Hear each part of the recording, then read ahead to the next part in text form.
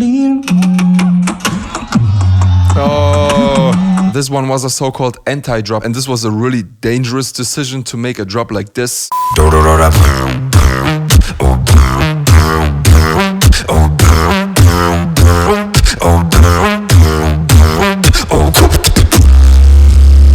Hey yo, what's up, current and future beatboxers? Welcome back to another analysis video with your boy, Madox. I asked you guys on my community page which battle I should analyze next, and you voted for HISS versus D-Lo. I'm really excited for this one because these two are one of my favorite beatboxers. As always, before I start analyzing, I will check out the comment section first. Let's read some comments!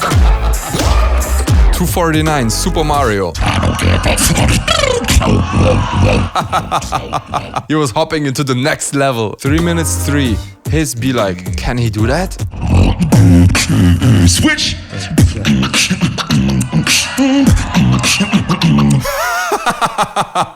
Yeah, he looked really confused at this moment. I'm really wondering what he was thinking. 444, Scott's reaction in the back, Lamau. Yeah. Couldn't believe the bass blast. 07, when Madox gives me the man of culture.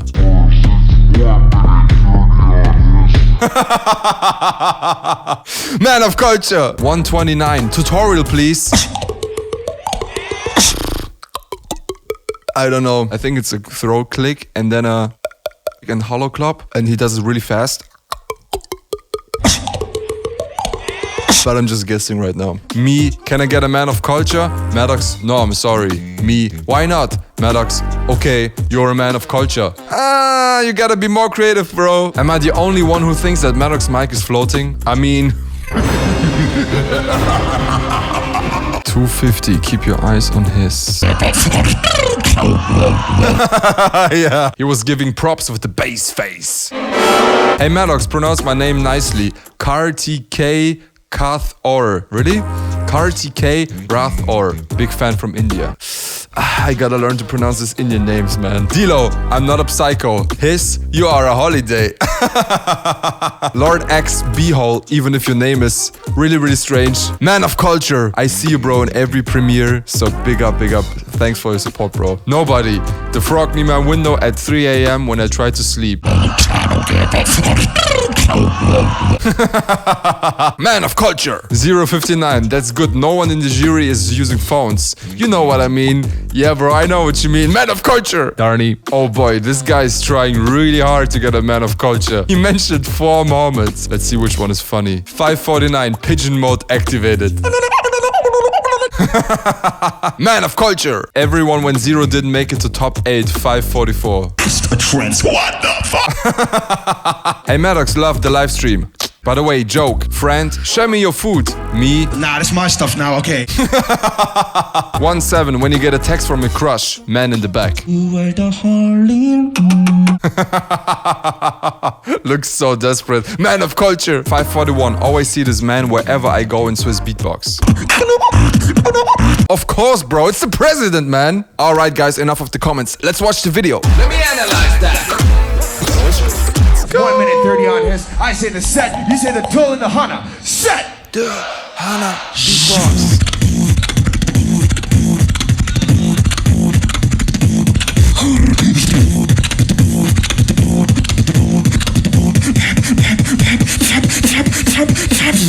You're a holiday.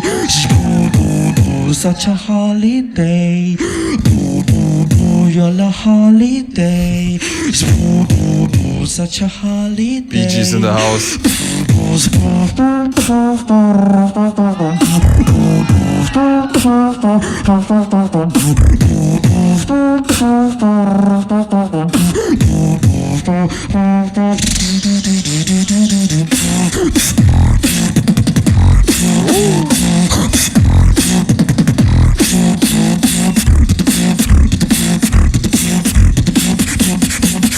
You were the Harley. Oh, anti-drop.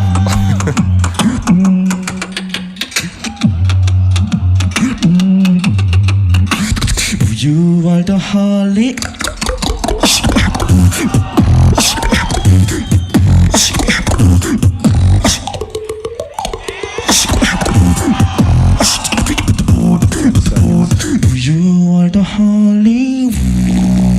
Yeah, this one was a really, really typical way how HISS would perform his routines. It's just really, really well composed, and you can tell that he was planning out every little second. So right from the beginning on, he started to attack. That's a really untypical way to start your round, but it works in this place. It works especially really good because it's a big contrast to the next part that he does, because the next part is really, really low energy and really focused on the melody.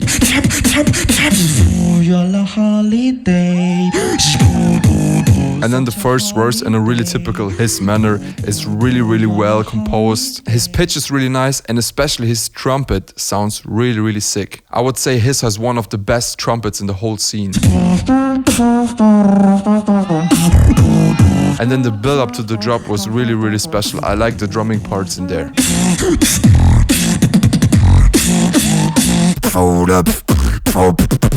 That's so catchy. Then he went into his first drop, and this was a really dangerous decision to make a drop like this. You are the Harlem.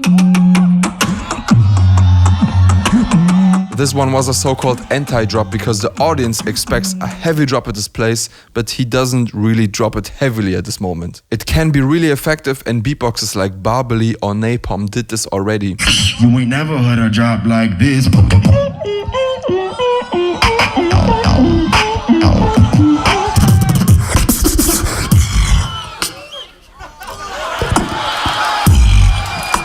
But I think here the impact wasn't that big. I can't tell exactly why it didn't work here that well, but I think he would need to invest more energy into the build-up. So you bring the energy level nearly to the peak of the whole round and then do the anti-drop. He was pushing up the energy with the build-up, but I think it wasn't high enough so that the anti-drop would work well. Then in the second part of this drop, he was choosing to do something heavier. You are the Harlem.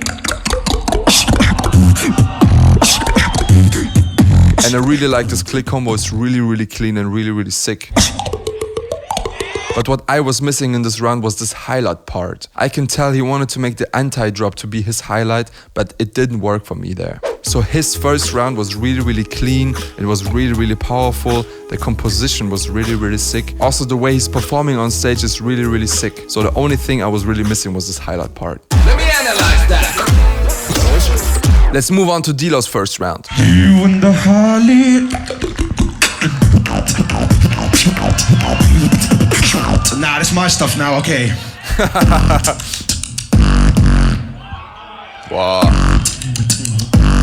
His lip roll.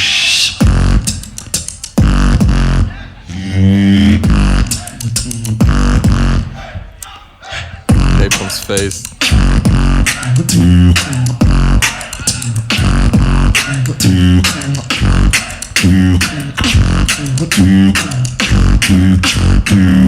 You better know my name.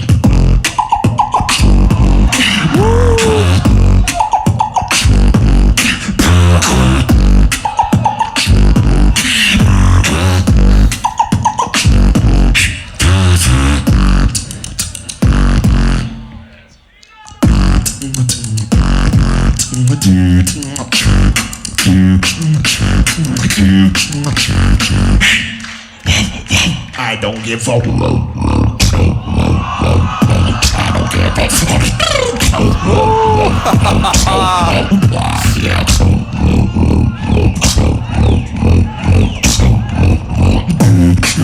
switch.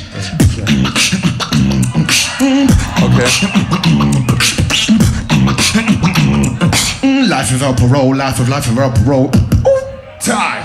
Alright, so Dilo directly started with the rebuttal, trying to do his beats, and the singing directly was really, really off. You and the Harlem. And then he went into this lip roll beat. It was kind of cool,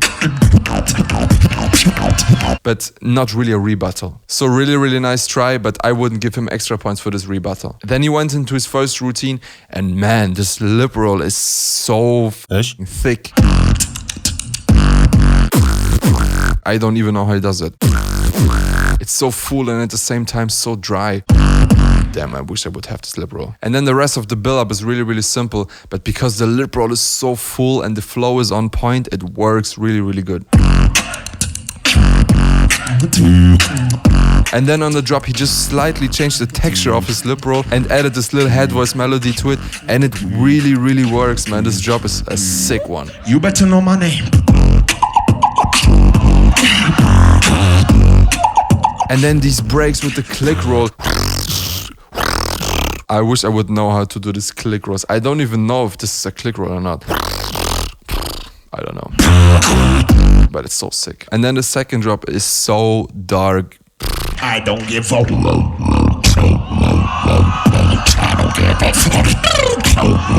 It's a really good contrast to the first drop because the first drop is really high energetic. This one is darker and slower, but it's still a good addition and it's really, really thick. His inward bass is really, really sick. And this break part that he does with the jump.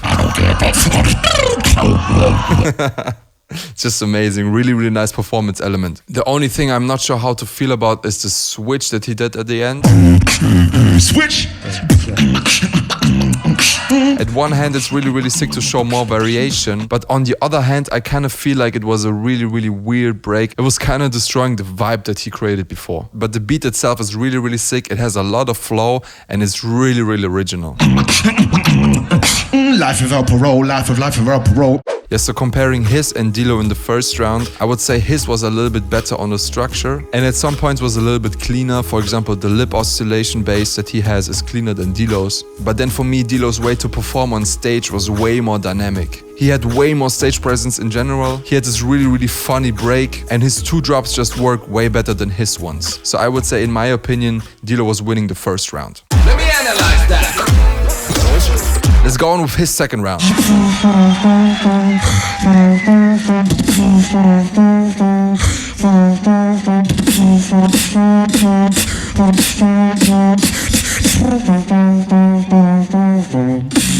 you dance? I should. Can you dance? I should. Can you move by dancing? Can you move by should? Wow. Dance I should.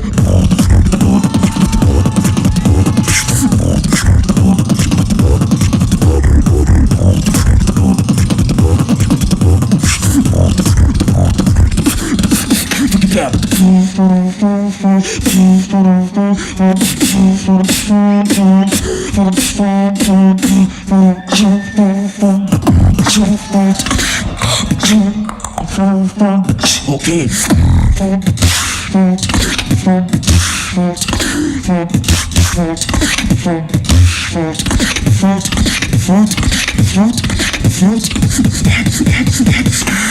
Go by shoes.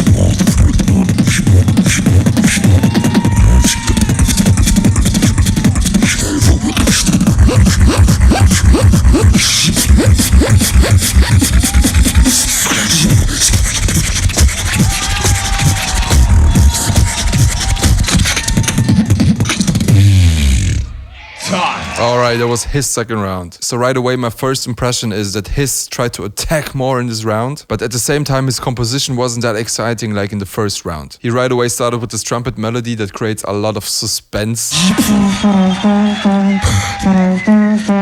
Just the way the melody sounds. Kinda sounds like he's getting ready for war. And then I also really like the idea of how he was placing the lyrics. The lyrics are really subtle, but everything around is really thick. Can you dance? I should. Can you dance? I should. Can you move by dancing? It's just really hard to understand what he's saying. Then he went into this first drop and it was really, really powerful, but for my taste, a little bit too messy. Dance I should. He was using a lot of bass sounds, but there was not a lot happening in the mids and highs. So I would say to create a fuller beat, he would need to add something like a melody in between or a high-pitched sound or something like that. He had this lip oscillation going on with his head voice. But the head voice is not really coming through there. I also think that the beat was a little bit too fast. If you would reduce it by 5 BPM or something like that, it would get a bit more groove. Then he went into the second drop and I really loved the idea of doing a halftime beat here.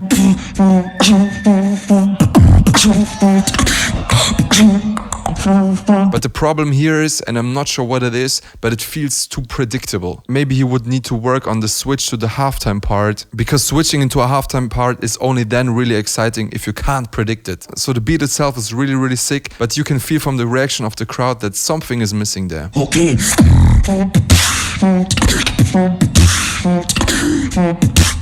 And then after this halftime beat, he was attacking. You can tell that he wanted to fight.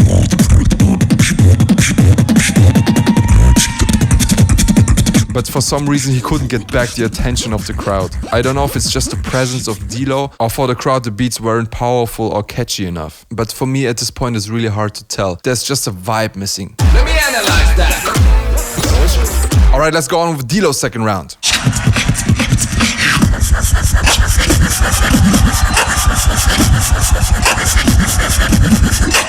That was a shout out to Frosty there. Alright.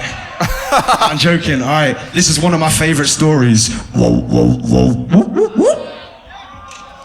Whoa, whoa, whoa, whoa, whoa, whoa. So much confidence, this guy. Whoa, whoa, whoa, whoa, whoa, whoa. There's no time to dance. Whoa, whoa, whoa, whoa, whoa, whoa. I just came to romance. Whoa, whoa, whoa, whoa, whoa, whoa. This is my only chance. Whoa, whoa, whoa, whoa, whoa, whoa. So I take my stance and I do.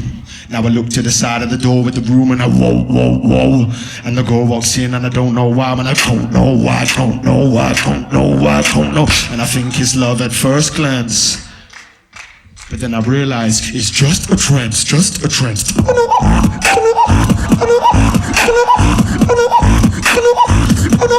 Just a trance. What the fuck? Just a dance.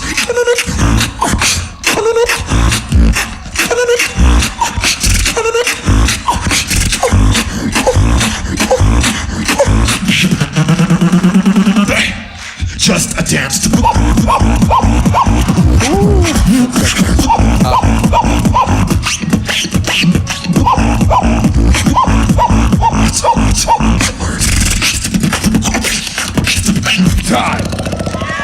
Wow. What an end. So he right away at the beginning started to attack against HISS. And he wasn't really answering to anything that HISS did in the previous round.